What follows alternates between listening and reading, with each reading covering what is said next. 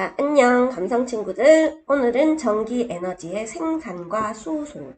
자, 우리가 할 거는 전기를 어떻게 생산할 거냐, 어떻게 만들 거냐, 그리고 만들어진 전기를 어떻게 운반할 거냐, 수송할 거냐 위주로 배울 겁니다. 특히 수송 과정에서 얼마나 경제적이고 효율적으로 할 수 있을 건지, 그거에 관해서 중심적으로 배울 거니까 잘 따라와 주세요. 아마 물리 파트에서 이 통합과학의 물리 파트가 그렇게 그닥 쉬운 파트가 아니라서 조금 심화돼서 들어가면 헷갈리는 경향이 있어서 오늘은 예제 문제와 함께 더불어서 한번 이론 공부를 해볼 거니까 중학교 때 내용과 더불어서 나올 거거든. 그러니까 집중해서 잘 따라오기를 바랄게요. 자, 제일 먼저 핵심 짓기에 전자기 유도. 오늘 좀 해야 할 게 6가지나 돼. 그래서 이 6가지인데 중학교 때 배운 내용을 더불어서 같이 하는 거기 때문에 내용이 좀 많습니다. 그래서 집중해서 잘 따라와 주세요. 첫 번째 나오는 게 전자기 유도인데,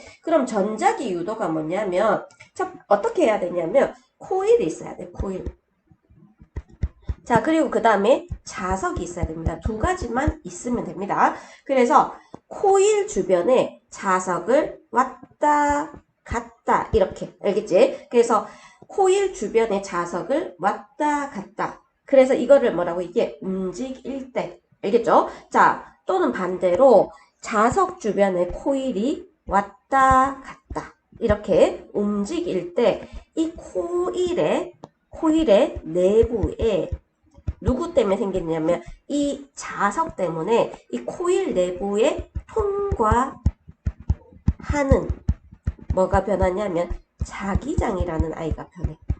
자, 그래서 자기장은 자석에서 생기는 힘이, 알겠죠? 그래서 자석에서 생기는 힘, 우리는 자기력이라고 하는 힘이 있는데 이 자기력이 미치는 공간을 자기장이라고 얘기를 합니다.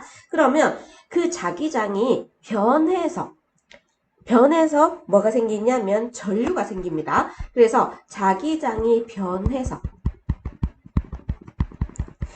뭐가 생기냐면 코일에 전류가 생기는데 코일에 전류가 유도됩니다. 그래서 유도되어 흐르는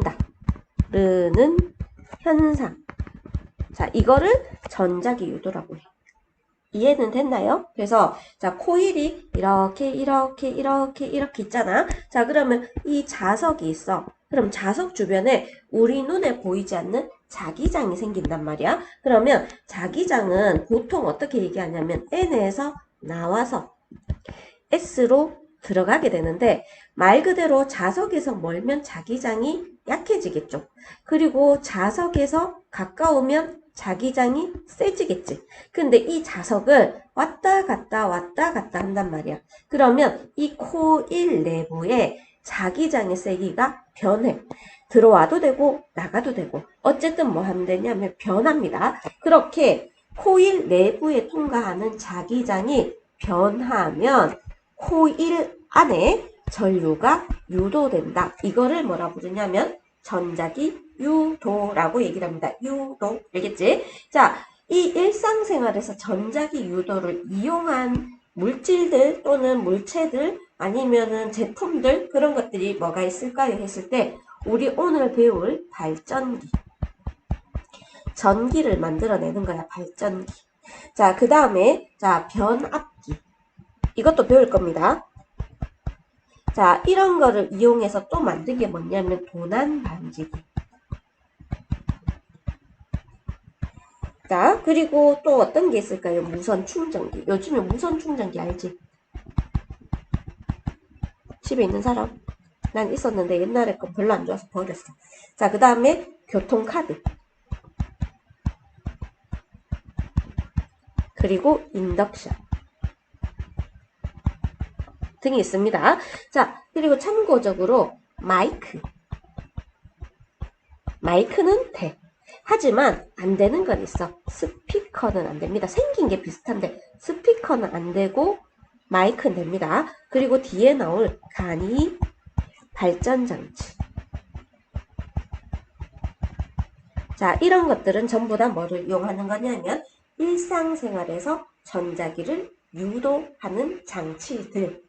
됐죠? 자, 그러면 이제 유도 전류라고 해서 전자기 유도에 의해서 발생되는 전류.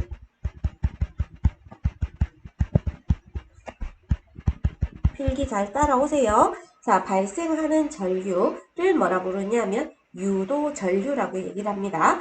유도 전류의 방향. 자, 별표 치세요. 자, 유도 전류의 방향은 코일을 통과하는 자기장의 변화. 자기장의 변화가 생겨야 돼. 근데 자기장의 변화를 방해하는 방향으로 생깁니다. 방해. 됐죠? 그래서 유도 전류의 방향은 자기장의 변화를 방해하는 방향으로 생기는데, 쌤 이게 무슨 뜻이에요? 했을 때, 자, 여기 보면 여기 있는 N극이 가까이 오고 있죠. 자, N극이 가까이 오게 되면 이 N극이 가까이 오는 것을 방해하는 방향으로 자기장이 생겨. 유도 전류가 생겨. 자, 그러면 N극이 가까이 못 오게 하면 여기에서 이 코일 위쪽이 무슨 극이 되면 될까요? N극이 못 오게 하면 못 오게 하려면 여기가 N극이 되면 되겠지. 그러면 N과 N 사이에 뭐가 작용한다? 청력이 작용합니다. 청력. 자, 반발력이라고 얘기해도 되지만 자석에서는 청력이라고 말을 많이 써. 자, 그러면 자, 아랫부분은 무슨 극이 된다? S극이 돼.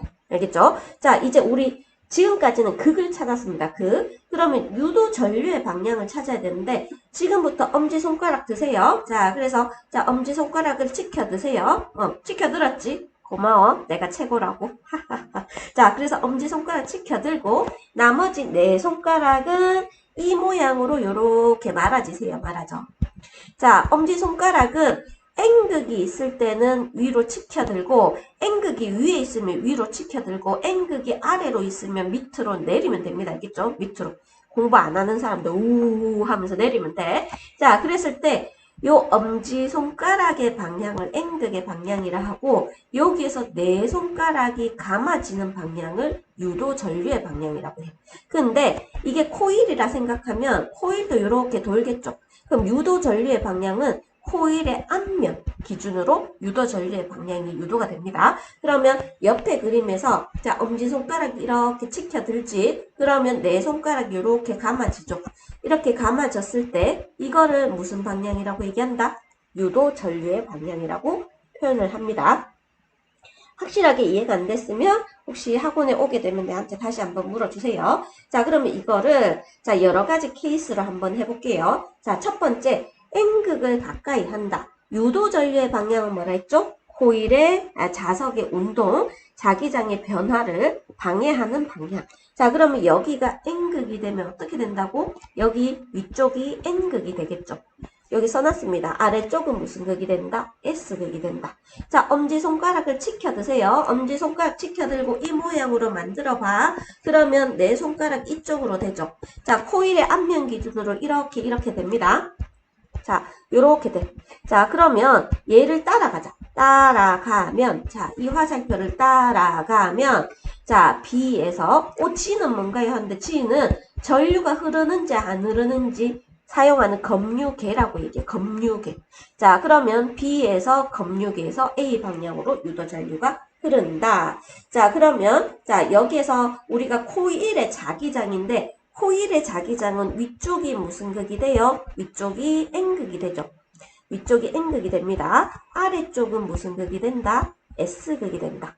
여기까지 이해됐죠? 맞죠? 자, 그러면 유도 전류의 방향은 엄지손가락을 위로 치켜듭니다. 엄지손가락 위로 치켜들고 자, 그 다음에 내 손가락에 감는 방향이 이쪽으로 가죠. 자, 이 화살표를 따라가면 유도 전류가 형성되는데 유도 전류의 방향은 B에서 검유계에서 어디로 간다? A로 간다. 이게 유도 전류의 방향이에요. 이해됐죠? 자, 그 다음 두 번째 케이스로 할게요. N이 멀어져. 쌤, 멀어지면 유도 전류 안 흐르지 않나요? 했는데 흐릅니다. N극이 도망가려고 하면 N극이 못 도망가게 위쪽이 S극이 돼. 자, 그 다음 아래쪽이 무슨 극이 된다? N극이 됩니다. 그래서 얘랑 반대로 위쪽이 S극이 되고 아래쪽이 무슨 극이 된다? N극이 된다.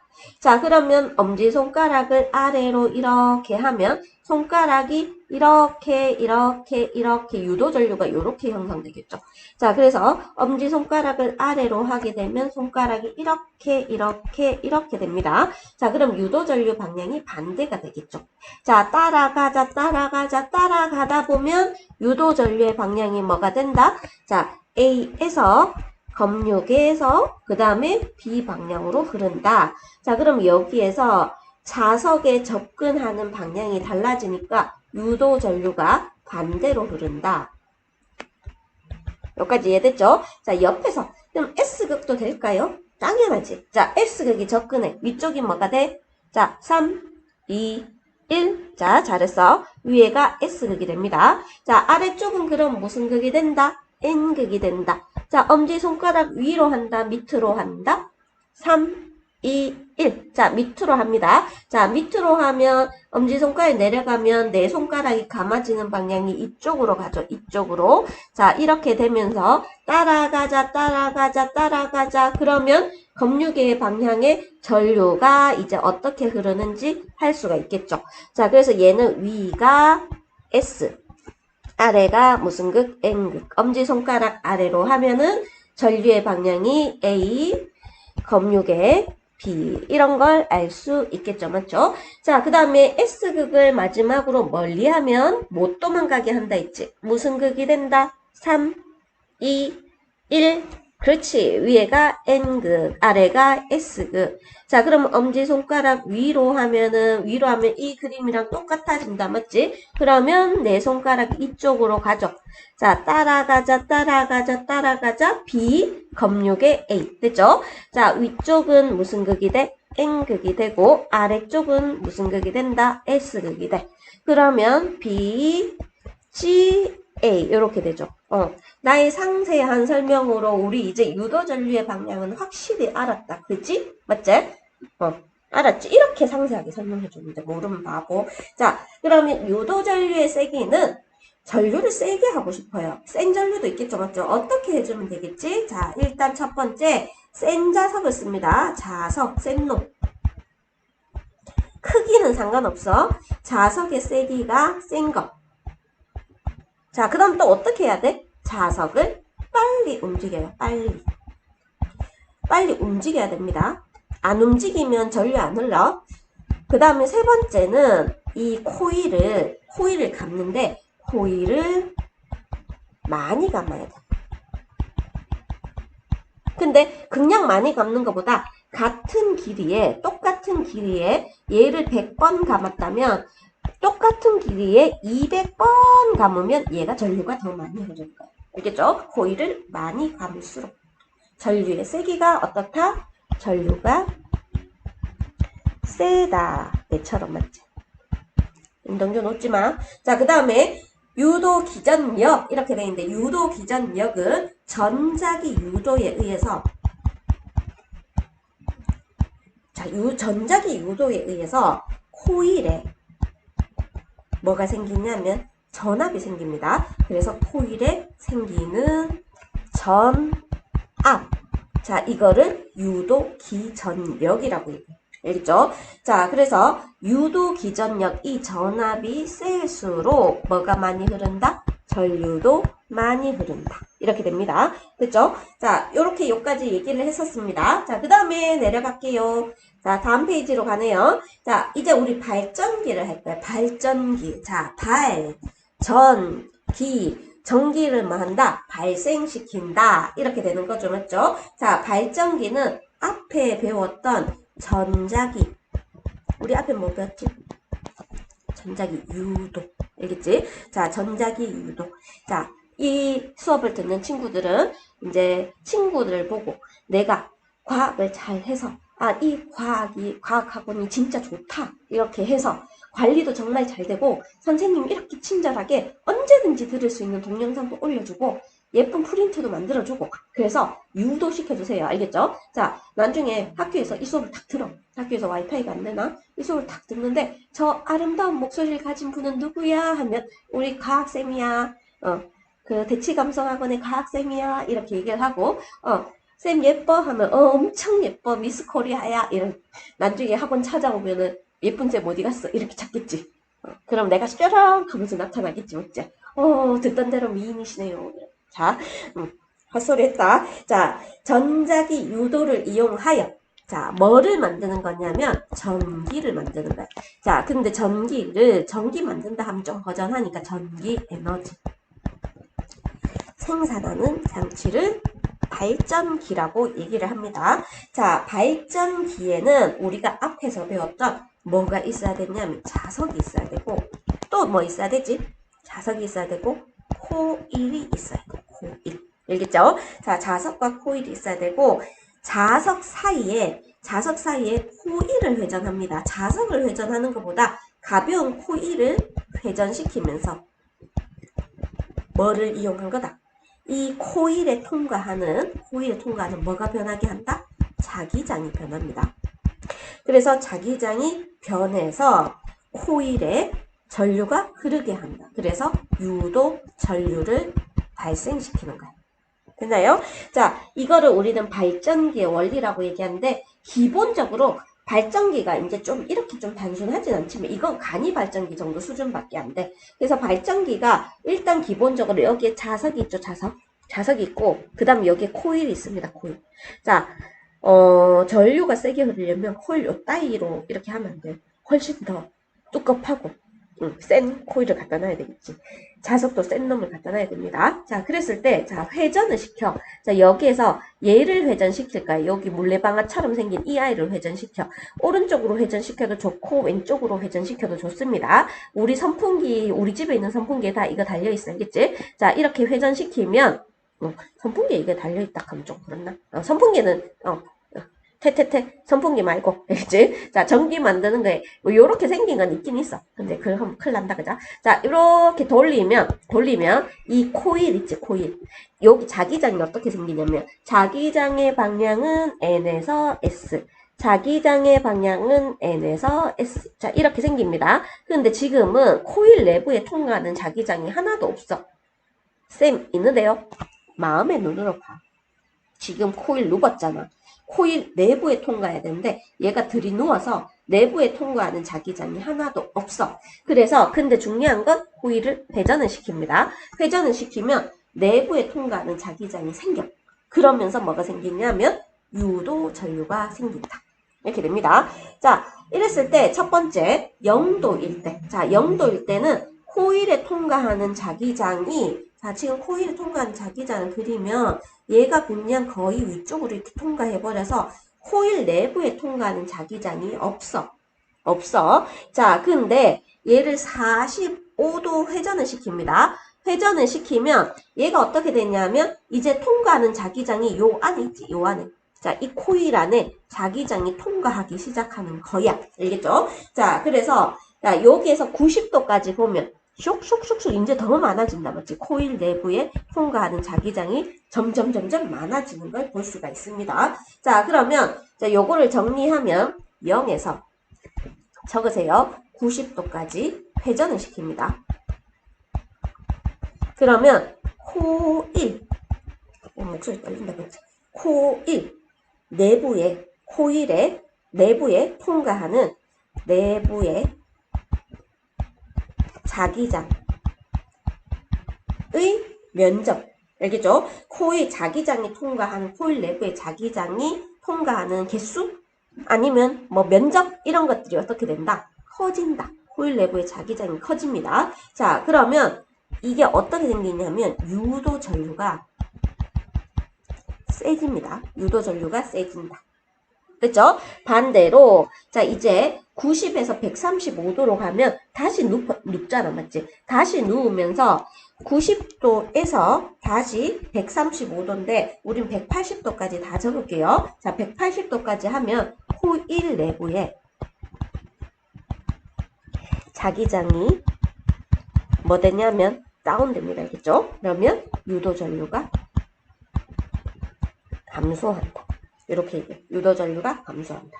자, 여기에서 생기는 유도 전류의 방향은 고등학교 2학년 물리원에 가서 배울 거야. 유도전류의 방향을. 알겠죠? 혹시라도 여기에서 생기는 유도전류의 방향 어떻게 하는지 궁금하다 싶으면 자, 저에게 오세요. 알겠죠? 저에게 오시면 고등학교 2학년에서 배우는 유도전류의 방향을 가르쳐 줄게요. 알겠죠? 자, 그러면 우리 발전기에서 에너지는 어떻게 전환될까요? 너네 생각해봐. 얘를 돌린다 했잖아. 얘를 먼저 돌려줘야 돼.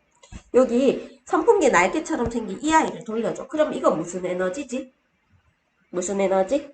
운동 에너지겠죠, 맞죠? 운동 에너지. 자, 근데 계속 돌아가면서 여기에 이게 돌면서 여기에 불이 들어오네, 맞지? 자, 불이 점점 세진다, 그치? 자, 그러다가 불이 다시 약해지죠. 세진다는 것은 유도전류가 세진다는 거고, 약해진다는 것은 유도전류가 다시 약해지는데, 자, 이렇게 운동 에너지가 결국은 무슨 에너지가 된다? 전기 에너지가 된다. 자, 이거를 뭐라 부른다? 발전기라고 표현을 합니다. 됐죠? 자, 참고로, 전동기라는 아이가 있는데 전동기는 생긴 게 비슷해. 아까 전에 내가 테테테 했는데 이게 선풍기입니다. 선풍기. 자, 선풍기. 자, 선풍기는 전동기의 원리를 이용하는 건데 자, 전동기는 일단 쟤랑 반대로 전류를 먼저 흘려. 알겠죠? 자, 얘는 회전을 먼저 시킵니다. 회전을 시켜. 회전을 시키면 코일에 통과하는 자기장이 변하겠지. 그러면서 세 번째 뭐가 흐른다? 전류가 흐른다. 자, 이렇게 됩니다. 근데 얘는 뭐를? 전류가 흘러. 자, 전류가 흐르면 코일이 자석의 자기장으로부터 힘을 받습니다. 알겠죠? 자, 우리는 이걸 보고 뭐라 부르냐면 전류의 자기작용이라고 얘기해요. 전류의 없어져. 자기작용. 그래서 좀 유식하게 이거를 자, 요거를 전자기력이라고 표현합니다. 전기와 자기력이 같이 상호작용하는 힘, 전자기력 이렇게 돼. 자, 그러면 코일이 회전해서 날개가 돌아간다. 우리 콘센트 꼽잖아. 이렇게 콘센트 꼽으면 이런 거 이제 건전지 사용 안 하겠죠, 맞죠? 콘센트 이렇게 해서 이 콘센트에 꼽으면 전류가 흐르겠죠. 그러면 이 코일이 자석으로부터 힘을 받겠죠. 그러면 코일이 뭐 한다? 회전한다. 이거 우리 전동기라고 해서 중3 때 배웠습니다. 발전기랑 생긴 건 비슷한데 원리가 완전 반대야. 알겠죠? 자, 그러면 전동기는 뭘 한다고? 전동기의 원리는 뭐를 이용한다? 전류의 자기작용. 자, 그 다음에 전기력과 자기력의 상호작용입니다. 자, 전동기에서 에너지 전환은 얘는 이거야. 자, 여기랑 구분해서 한번 보세요. 무슨 에너지가? 전기 에너지가 무슨 에너지가 된다? 운동 에너지가 된다. 일단 기억을 해주세요. 됐죠? 자, 요렇게 되고, 자, 그 다음에 우리 발전소에서 전기 에너지 생산이라고 돼 있는데, 우리 발전소 있지? 자, 발전소에는 뭐가 있냐면, 터빈이라는 게 있어. 터빈. 그래서 돌아가는 장치인데 되게 거대하다고 해서 터빈이라는 게 있습니다. 그러면 이 터빈을 회전을 시켜. 알겠죠? 그러면 터빈이 회전되면 터빈과 연결된 누가 회전을 하냐면 자석이 같이 회전을 합니다. 자석이 회전하면서 코일에 통과하는 자기장이 변해. 자, 그러면 뭐가 생산된다 했죠? 누가 흐른다? 유도 전류가 생산되지. 자, 그래서 전기 에너지를 생산한다. 자, 요거를 발전소에서 발전기라고 얘기를 합니다. 됐죠? 자, 옆에 보면, 자, 옆에 이렇게 되어 있는데, 요게 터빈이야. 요게 터빈이고, 회전하는 장치라고 생각하면 돼.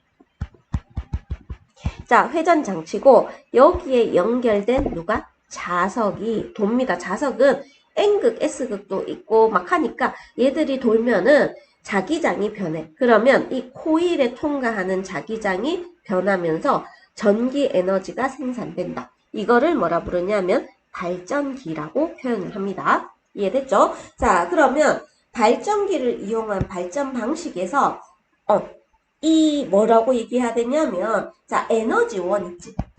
발전 방식에서 에너지원이 뭐냐에 따라서 여러 가지 발전 방식으로 나누게 됩니다. 그래서 자, 에너지원 발전기인데 어떤 에너지원이냐면 아까 터빈 했죠? 터빈을 회전을 시키는 에너지원이 누구냐에 따라서 여기에 세 가지로 요약할 수 있습니다. 알겠죠? 자, 그러면 일단 이 터빈을 회전시키는 게 석유나 석탄 같은 석탄 같은 화석 연료를 사용하게 되면 자, 이거는 뭐라 부르냐면 화력 발전 이렇게 얘기합니다. 화력 발전. 자, 그 다음에 두 번째는 자, 우라늄과 같은 얘를 핵 연료라고 얘기를 합니다. 자, 이런 것들은 뭐라 부르냐면 원자력 발전이라고 얘기해요. 자, 이렇게 표현한다. 자, 그 다음에 높은 곳에 있는 물의 포텐셜 에너지. 우리 포텐셜을 중학교 때는 위치 에너지라고 배웠습니다. 위치 에너지인데, 자, 이런 에너지를 이용한 것을 뭐라 부르냐면 수력 발전. 자, 이렇게 얘기를 해. 됐죠? 에너지원에 따라서 우리는 발전 방식이 이렇게 달라지는데, 자, 여기에서 화석 연료가 뭐 하냐면 연소를 합니다. 자, 이렇게 연소하면 뭐가 생기냐면 열이 발생하죠. 그러면 이 열로 뭐를 끓인다? 물을 끓입니다. 자, 그래서 이 물에서 나온 증기로 터빈을 회전시켜. 자, 이거를 한번 요약을 해볼게요. 에너지 전환은 기본적으로 처음에는 무슨 에너지다? 자, 화석 연료니까 무슨 에너지? 화학 에너지. 자, 그 다음에 연소해서 무슨 에너지가 된다? 열 에너지. 자, 그러면 증기가 생긴데 증기가 활발하게 막 끓고 막 움직인단 말이야. 그래서 무슨 에너지가 됐냐면 운동 에너지. 그래서 터빈이 회전하면서 마지막에 뭐가 된다? 전기 에너지. 자, 요렇게 됩니다. 자, 요게 화력 발전이고, 자, 그 다음 원자력 발전소는 원자력의 핵반응하면서 핵분열을 해. 자, 핵분열을 통해서 무슨 에너지가 나오냐면 열 에너지가 나옵니다. 자, 이 열 에너지로 똑같이 뭐를 끓이냐면 물을 끓여. 자, 그러면 똑같이 증기가 터빈을 회전시킨다. 자, 이렇게. 자, 그러면 이것도 한번 정리를 해보면, 자, 얘는 무슨 에너지야? 핵 에너지. 된다요? 자, 그 다음에 열 에너지. 나중에 선수령 쓸 때 에너지 다 써줘. 귀찮다고 안 쓰면 안 돼. 자, 운동 에너지. 그 다음에 무슨 에너지? 전기 에너지. 뒤에 다 똑같은데 차이점이 얘는 핵 에너지가 들어가고 얘는 화학 에너지가 들어간다. 그치? 됐죠? 자, 그 다음에 수력 발전을 한번 볼게요. 자, 수력 발전은 시작이 뭐죠? 물의 위치 에너지지. 그래서 물의 포텐셜 에너지. 자, 근데 얘는 안 끓입니다. 알겠죠? 그래서 바로 무슨 에너지가 됐냐면 위치 에너지가 운동 에너지로 전환되는 역학적 에너지 보존에 의해서 운동 에너지로 바로 전환이 돼. 자, 그러면 얘가 돌겠죠. 이 터빈이 돌고, 자, 그래서 무슨 에너지가 된다? 전기 에너지가 된다.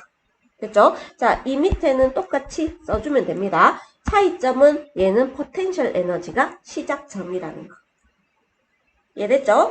자, 일단 요게 한 파트입니다. 한 파트고 요거까지는 조금 쉬웠다. 할만하다 하는데 이제 전력 수소군 과정에 가서는 조금 더 복잡할 수가 있어. 알겠지? 왜냐하면 우리가 효율적으로 전력 수송을 해줘야 되거든. 알겠지? 그리고 공식도 나옵니다. 그러면 자, 전력이라는 공식이 나오는데 끊고 싶지만 가끔씩 끊어서 안 듣는 친구가 있어서 자, 일단 바로 할게요. 자, 전력인데 전력은 단위 시간. 쌤, 단위 시간이 뭐예요? 애들이 단위 시간 나오면 좀 많이 틀리는데 전력의 단위 시간은 1초입니다. 1초 동안 생산하는 전기 에너지. 생산도 되고 사용도 상관없습니다. 그래서 1초 동안 사용하는 1초 동안 생산하는 전기 에너지를 전력이라고 얘기해요. 알겠죠? 그러면 원래 전력은 뭐냐면 전기 에너지를 시간으로 나누면 시간 초로 나누면 되는데 전기 에너지 기억나는 사람도 있고 안 나는 사람도 있는데 전기 에너지는 어떻게 구하냐면 전압 곱하기 전류 곱하기 시간 이렇게 됩니다. 시간 여기도 초야. 알겠죠? 자, 그 다음에 여기도 시간 초다 보니까 이렇게 날아가게 된단 말이에요. 알겠죠? 그래서 전력은 전압과 뭐의 곱으로 나타내냐면 전류의 곱으로 나타낸다. 자, 근데 물리하는 사람들 공식을 좋아하잖아. 맞지? 그래서 전력을 뭐라고 쓰냐면 전력을 P라고 표현합니다. P. 혹시 전압의 약자 아시나요? 전압. 자, 전압. 자, 전압은 V라고 해요. V. 자, 그 다음 전류는 I. 자, 이렇게 됩니다. 그러면 우리 항상 공식이 있으면 전력의 단위가 있을 거잖아. 전력의 단위는 전기 에너지 줄을 에너지 단위가 줄인 거 알죠? 일의 단위도 줄인데 그거를 시간 S 초로 나누면 이게 전력의 단위가 돼. 알겠지? 근데 요것도 좀 귀찮다 싶으면 이렇게 써주면 됩니다. 자, 대문자 W고 읽을 때는 뭐라고 읽는다? 와트. 이렇게 읽으면 돼. 공식 안 어렵죠? 그래서 전력은 뭐 곱하기 뭐다? VI이다. VI. 자, 여기까지 됐죠? 자, 그러면 전력을 우리가 만들었잖아. 또는 생산을 했잖아. 맞지? 그럼 뭘 해야 되냐면 수송 과정을 만들어야 되는데 자, 전기를 만드는 곳이 뭐냐 하면 어디에서 만든다? 발전소에서 만들어. 발전소에서. 자, 근데 그 다음에 어디로 갔냐면 초고압 변전소라고 있습니다. 자, 초고압 변전소에서 전압을 높여. 전압을 업 시킵니다. 전압을 업 시킨 다음에 자, 그래서 수송을 해. 그래서 업 시킨 다음에 계속 수송을 합니다. 자, 수송을 하고 자, 그 다음에 1차 변전소. 자, 그 다음에 2차 변전소. 그 다음에 주상 변압기. 자, 그 다음에 소비자. 자, 이렇게 되는데, 자, 여기에서 요까지는 아까 전에 업 시켜놓은 것을 다시 뭐 시키는 곳이냐면 다운 시키는 곳이라고 생각합니다. 얘는 다운. 됐죠? 자, 그래서 발전소에서 만들어낸 전기를 초고압 변전소에서 엄청나게 업. 자, 그리고 수송해서 1차 변전소에서 낮추고 2차 변전소에서 낮추고 주상 변압기에서 낮춘 다음에 소비자로 간다. 자, 발전소에서 초고압 변전소죠. 발전소에서는 10kV에서 20kV 정도의 전압으로 갑니다. 자, 근데 자, 여기에서 어떻게 하냐면 여기 초고압 변전소에서 154에서 765kV 정도로 상황에 따라서죠. 맞죠? 자, 업 시킵니다. 자, 그러면 이제 얘를 수송을 합니다. 1차 변전소가 나오면 154kV로 다운을 시켜. 자, 그 다음에 2차 변전소가 나오면 22.9에서 6.6까지 다운을 시킵니다. 그리고 주상 변압기에 가면 이거는 킬로볼트니까 얘가 6600볼트란 말이야. 50볼트. 자, 그러면 이제 380 내지는 220볼트로 하는데 380은 되게 이렇게 공장 같은데 되게 큰 공장이 이렇게 공급을 하고 가정에서는 220볼트로 여기 주상 변압기에서 다운을 시켜서 보내게 돼. 왜 이렇게 복잡하게 보낼까요? 했을 때 그 복잡하게 보내는 이유가 손실 전력과 관련이 있습니다. 그러면 어디에서 손실 전력이 생기냐 하면 송전선에서 손실 전력이 생겨. 알겠죠? 자, 송전 과정에서 송전선 있지. 송전선에서 뭐가 생기냐면 열이 생겨. 열. 알겠죠? 자, 이 열이 생겨서 누가 손실됐냐면 전력, 전기 에너지가 손실돼. 알겠죠? 근데 그 손실량이 꽤 크다라고 얘기를 합니다. 그죠? 그래서 전력 손실이 일어난다. 근데 이 손실되는 전력이, 자, 요거 진짜 중요해. 자, 전력 손실되는 전력이 어떻게 되냐면 저항이 클수록 그 다음에 송전선에 흐르는 전류가 클수록 손실 전력이 크대. 알겠죠? 요거 중요합니다. 그래서 저항이 클수록 송전선에 흐르는 전류가 클수록인데 저항에는 비례. 자, 그 다음에 전류의 제곱에 비례한다. 알겠죠? 그래서 이거는 손실 전력이야. 손실 전력 좋은 거야, 나쁜 거야? 나쁜 거지, 그렇지? 자, 그래서 요거를 정리하자면 손실 전력은 어떻게 전류의 제곱에 비례한다 했으니까 전류의 제곱 곱하기 저항. 자, 이렇게 됩니다. 그냥 약자로 쓰게 되면 P 손실 전력은 I 전류의 제곱 곱하기 R. 자, I 제곱 R. 이렇게 표현. 했죠? 근데 우리 보면 전기세는 되게 민감한 부분이잖아. 전기세 돈 많이 들어. 우리 학원이 2개인 건 알고 있죠. 맞죠? 자, 근데 전기세가 한 달에 60만 원 정도 듭니다. 만약에 전기세가 60만 원이 아니라 30만 원으로 낮춘다 하면은 3개월이면은 명품 가방을 한 개씩 살 수 있잖아. 맞지? 난 명품 가방이 하나밖에 없어. 원래는 내가 또 이제 되게 나중에 정치에 입문할 수도 있으니까 아끼고 항상 검소하게 사는 거야. 너네들이 내가 대충 이렇게 사는 게 아니라 일부러 검소하게 사는 겁니다. 거짓말이랄 거지. 자, 그래서 그러면 손실 전력을 한번 줄이고 싶어. 너네 생각해봐. 손실 전력을 줄이려면 첫 번째 방법이 뭐죠? 첫 번째 방법은 전류를 약하게 해주는 거. 어떤 전류? 송전선에 흐르는 전류. 선에 흐르는 전류를 약하게. 자, 두 번째는 어떤 방법이 있겠죠? 송전선에 저항을 작게 하는 방법이 있습니다. 맞죠? 자, 그러면 요게 이제 조금 힘든 얘기인데, 자, 저항 작게부터 먼저 할게요. 저항이 작게 되려면 중학교 때 이제 우리 배운 기준으로 했을 때 저항이 작아지려면 저항이 작은 아이를 쓰면 돼.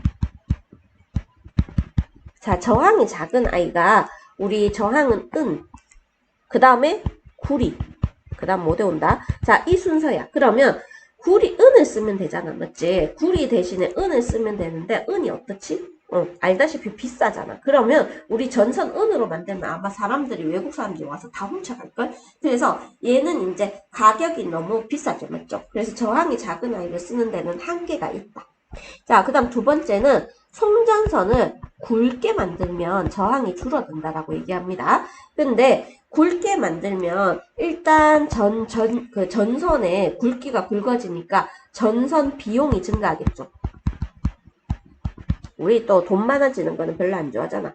자, 비용이 증가하고 그 다음 두 번째 어떤 일이 생기냐면 송전선이 처집니다. 그래서 전선이 이렇게 팽팽해야 되는데 무거우니까 이렇게 송전선이 처진단 말이야. 그러면 이렇게 지나가던 차가 송전선에 높은 차 같은 경우에는 부딪힐 수도 있어. 맞지? 그게 위험하단 말이야.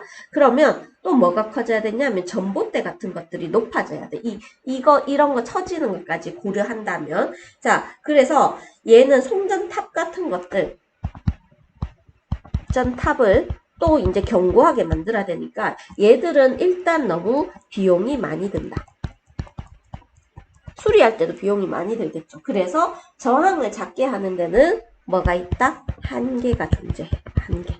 됐죠? 자, 이제 잘 들으세요. 그러면 송전선의 전류를 약하게 하는 방법을 씁니다. 송전선의 전류를 약하게 하면 손실 전력이 이렇게 된다 했으니까 전류를 어떻게 약하게 할까요? 했을 때 우리가 생산하는 전기 에너지 뭐지? 1초 동안 생산하는 전기 에너지가 전력이라고 얘기를 했지. 그러면 같은 전력, 자, 우리가 1000W의 전력을 생산했다라고 합시다. 자, 그러면 똑같이 1000W의 전력을 생산했을 때 송전선에 흐르는 전류를 조정하는 건, 전류는 원래 너네 중학교 때 ohm의 법칙 배웠는데, ohm의 법칙이 뭐냐면 전류는 전압에 비례하고 저항에 반비례한다. 뭐 이런 걸 배웠단 말이야. 맞지? 그래서 이것 때문에 혼란이 올 수도 있어. 자, 혼란이 올 수도 있는데, 자, 지금은 여기서 조금 요거 때문에 혼란이 오는데, 이거는 어떻게 됐냐면 1000W의 전력을 수송한다면요. 알겠지? 그래서 ohm의 법칙과 혼돈하지 마시고, 자, 1000W의 전력을 수송한다면, 자, 아까 전에 전력의 공식이 뭐였죠? P는 VI 이렇게 되잖아. 이 공식에 대입해야 됩니다. 이 공식에 대입하면 안 되고요. 자, 그래서 P는 VI이기 때문에, 자, 여기에서 전압을 1000V를 넣어주면 송전선의 전류는 1A가 흘러. 1A. 자, 그래야지 1000W가 나오게 되죠. 자, 그래서 얘는 우리 이렇게 하는 거야. 1000W는 1000X. 그러면 X는 1A. 이렇게 되는 거야. 됐죠? 자, 그러면 1000W인데 만약에 100V로 보낸다. 그럼 여기는 몇 암페어의 전류가 흐를까요? 했을 때 1000은 100X. 네, 안 나와. 100X. 그럼 X는 얼마? 10. 그래서 몇 암페어가 흐른다? 10A가 흐르게 됩니다. 그래서 전압이 10분의 1배가 되니까 전류가 몇 배가 된다? 10배가 되는 그런 일이 생기는 거야. 근데 우리는 요거랑 매치를 시켜야 돼. 손실 전력. 송전선에 흐르는 전류가 커지면 손실 전력이 커진다. 이렇게 매치를 시켜야 됩니다. 그러면 자, 여기에서 전압을 어떻게 한다? 전압을 반대로 가는 게 좋겠죠. 그래서 전압을 10배 올리니까 전류가 10분의 1배가 되지. 자, 그러면 손실 전력은 몇 분의 몇이 된다? 100분의 1배가 됩니다. 됐죠? 그래서 여기에서 결론을 낼 수 있는 건 송전선의 저항을 잡게 하는 거는 한계가 있다. 그래서 뭐를 높여주는 게 좋다? 전압을 높여주면, 자, 이건 공식처럼 기억하세요. 전압을 M배 높여주면 전류는 M분의 1배가 됩니다. M분의 1배. 그러면 손실 전력은 몇 분의 몇 배가 된다? M의 제곱분의 1배. 이렇게 됩니다. 자, 그래서 요건 정말 중요한 거야. 그래서 똑같은 전력을 송전할 때, 동일 전력을 송전할 때 전압을 M배 높여주면 전류가 M분의 1배 되고 손실 전력은 N의 제곱분의 1배. 자, 우리 연습을 한번 해볼게요. 자, 연습을 하면, 자, 어떻게 하냐면, 자, 전압을 3배 해줍니다. 자, 3배 해주면, 전류는 3분의 1배가 되겠죠. 그러면 손실 전력은 몇 분의 몇 배가 된다? 9분의 1배. 이렇게 됩니다. 됐죠? 자, 그러면 원래 올려주기 전에 손실 전력이 100W였다. 이렇게 합시다. 전압을 올려주기 전에 손실 전력이 100W였는데 전압을 3배 해주면 손실 전력이 몇 W가 될까요? 했을 때, 자, 올려주기 전에 100W니까 전압이 3배가 되면 전류가 3분의 1배가 되고 손실 전력이 9분의 1배가 됩니다. 그러면 100W 곱하기 9분의 1이 되어서 얼마? 9분의 100W. 자, 요렇게 되는 거예요. 이해됐나요? 자, 요게 손실 전력을 구하는 공식입니다. 알겠죠? 됐나요?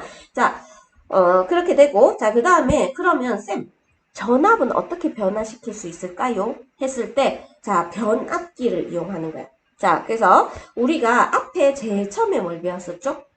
전자기 유도를 배웠었지, 맞지? 자, 그래서 변압기는 송전 과정에서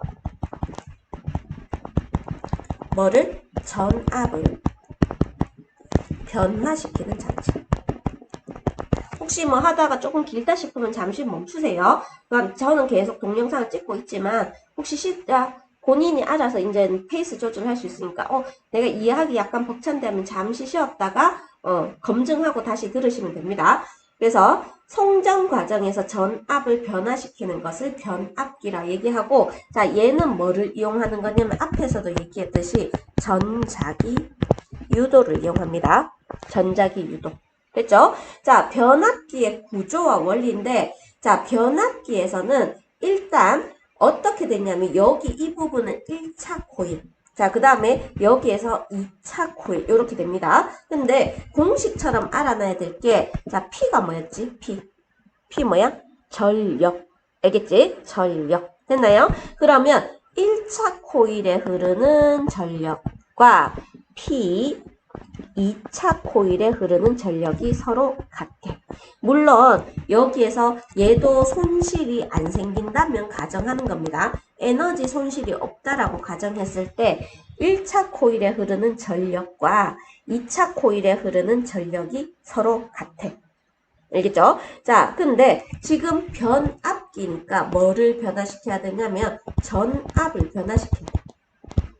자, 전압을 변화시키는 건 간단합니다. 그리고 여기에서 전압을 변화시키려면 뭐가 흘러야 되냐면 전류가 흘러야 되는데 얘가 막 움직이는 그런 장치가 아니라서 자, 요 전류가 흘러야 돼. 자, 이거는 무슨 전류냐면 교류 전류만 가능합니다. 교류. 물론 이쪽에서도 흐르는 전류도 교류 전류야, 교류. 알겠죠? 직류 전류하고 교류의 차이는 뭐냐면 직류는 시간에 따라서 전류의 세기와 방향이 변하지 않는 것. 자, 우린 이걸 일정이라고 얘기해. 일정. 자, 근데 교류는 시간에 따라서 전류의 세기와 방향이 계속 변하는 것. 자, 이거를 교류라고 얘기하는데 실제로 변압기에는 무슨 전류를 써야 되냐면 교류 전류를 사용해야 됩니다. 그리고 전압을 변화시키려면 여기에 있는 코일의 가문수를 다르게 해야 돼요.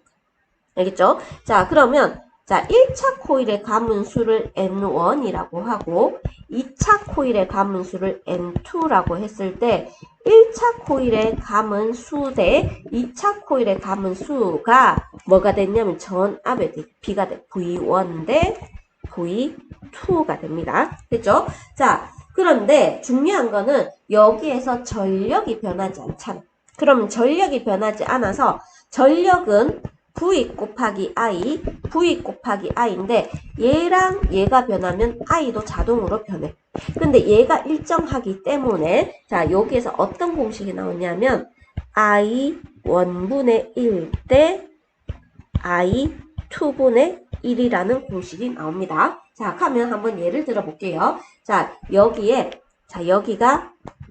200W라고 할게요. 자, 200W고, 그 다음 여기는 100번 감았습니다. 자, 그 다음 여기는 200번 감았어. 자, 그러면 이쪽이 200W면 이쪽 2차 코일에는 몇 W가 흐른다? 몇 W?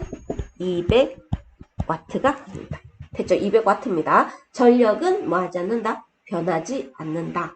자, 그러면 여기에 전압을 100V였다고 치자. 자, 100V면, 자, 200W. 자, 여기 계산할게요. P는 V 곱하기 I니까 200은 100V 곱하기 I가 되겠죠. 그러면 I는 얼마 나온다? 2A. 이렇게 되겠지. 그러면 이 I1은 몇 암페어 흐른다? 2A. 이렇게 됩니다. 근데 여기에서 200번 감았대. 그런데 N1 대 N2의 B는 1대 2면 V1 대 V2의 B도 1대2가 되겠죠. 그러면 여기에 몇 볼트가 된다? 200볼트가 됩니다. 그러면 두 번째 거 계산할게요. 두 번째는 똑같이 200와트인데 200볼트니까 자 곱하기 I를 하게 되면 I는 몇 암페어 된다? 1암페어 이렇게 되겠지. 그래서 요 자리에 뭐가 들어간다? 1암페어 이렇게 되겠지. 자, 그러면 I1 분의 1 대 I2 분의 1이죠. I2 분의 1 하니까 2분의 1 대 1분의 1 해서 똑같이 전부 다 1대 2, 1대 2, 1대 2. 자, 요런 식으로 구할 수 있겠다. 맞지?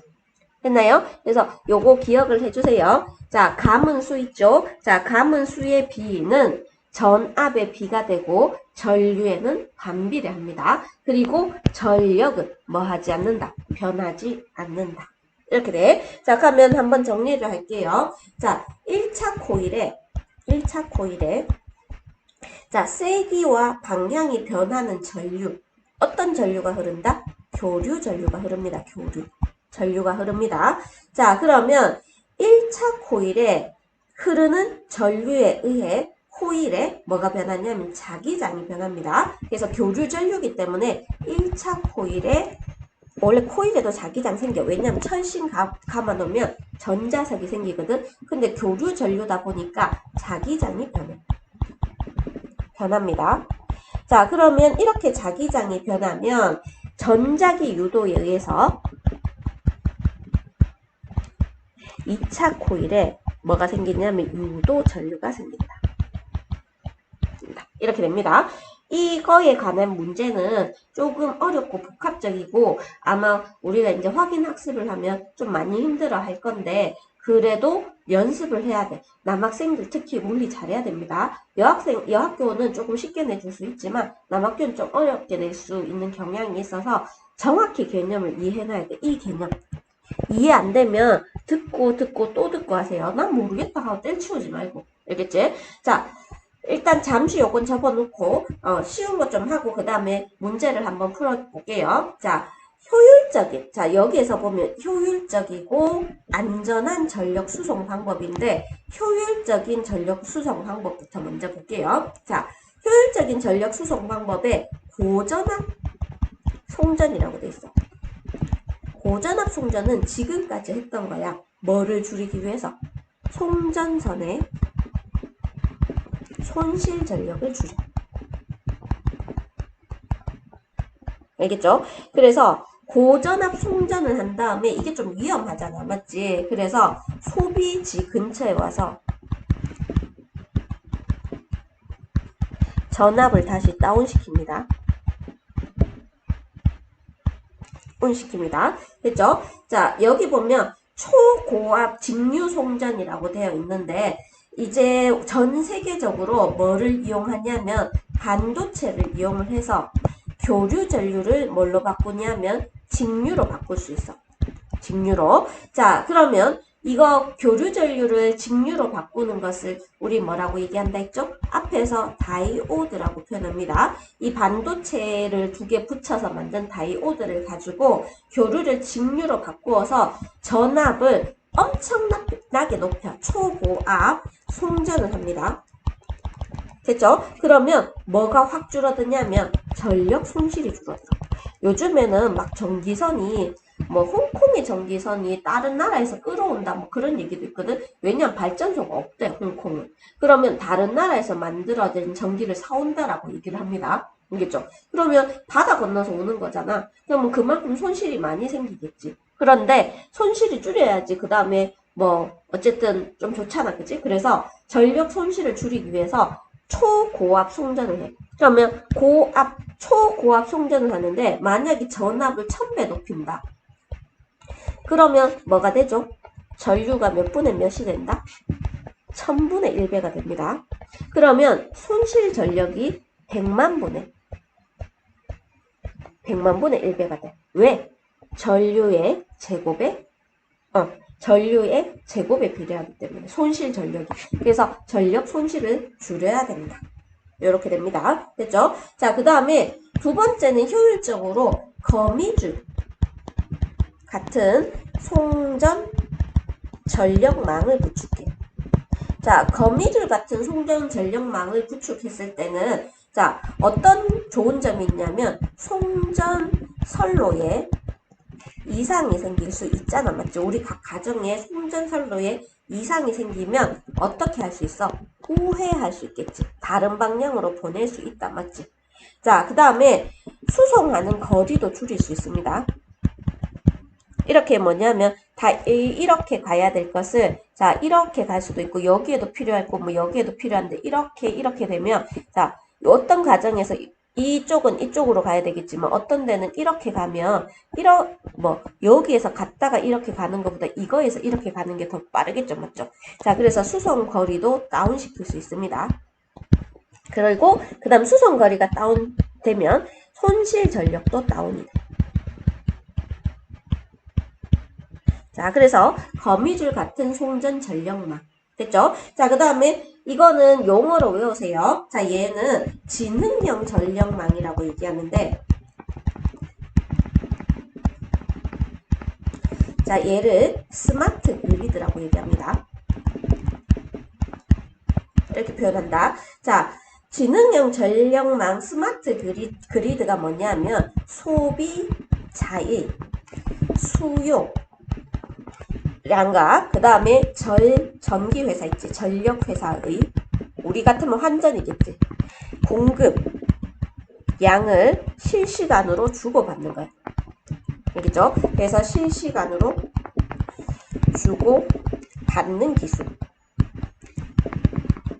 자 이거를 스마트 그리드 지능형 전력망 이렇게 얘기를 합니다. 자 그랬을 때 우리가 이걸 이용해서 시간에 따라 필요한 전력만 공급하고 남은 전력을 저장할 수 있다가 다시 공급해서 이제 송전 과정에서 뭐를 높일 수 있냐면 효율을 높일 수 있다. 자 이거를 지능형 전력망 스마트 그리드 이렇게 얘기를 합니다. 자 위에는 최고 어떻게 비용 낭비를 하지 않고 효율적으로 전력 낭비를 한다면 효율적으로 전력 수송을 한다면 이제는 안전한 전력 수송 방법이야. 알겠죠? 안전한 전력 수송 방법의 첫 번째는 뭐냐면 전선을 지중화 시키는 거야. 지중은 땅에다가 묻는다는 얘기입니다. 땅 속에 집어넣는 거야. 알겠죠? 자, 그러면 뭐가 좋냐면 미관이 좋아지고 전선 때문에 통과하지 못하는 통행의 불편이 개선이 돼. 그리고 전선에 뭐 이렇게 부딪혀서 사고가 나는 자연 재해 사고 위험으로부터 보호받을 수 있습니다. 됐죠? 자, 그 다음에 두 번째는 안전장치를 설치해야 되겠죠. 자, 안전장치는 일단 초고압으로 우리가 성전을 하잖아. 근데 그 위에가 위험할 수가 있단 말이야. 알겠지? 그래서 구조물이나 뭐 펜스 같은 거겠지? 펜스나 안전장치를 설치하라는 겁니다. 설치하라는 거고 자 그 다음에 요즘에는 사람 대신에 로봇화가 많이 돼 있잖아요. 인공지능 알겠죠? 물론 사람이 약간은 아직까지 터치를 해줘야 되겠지만 로봇이 선로를 수선해야 돼.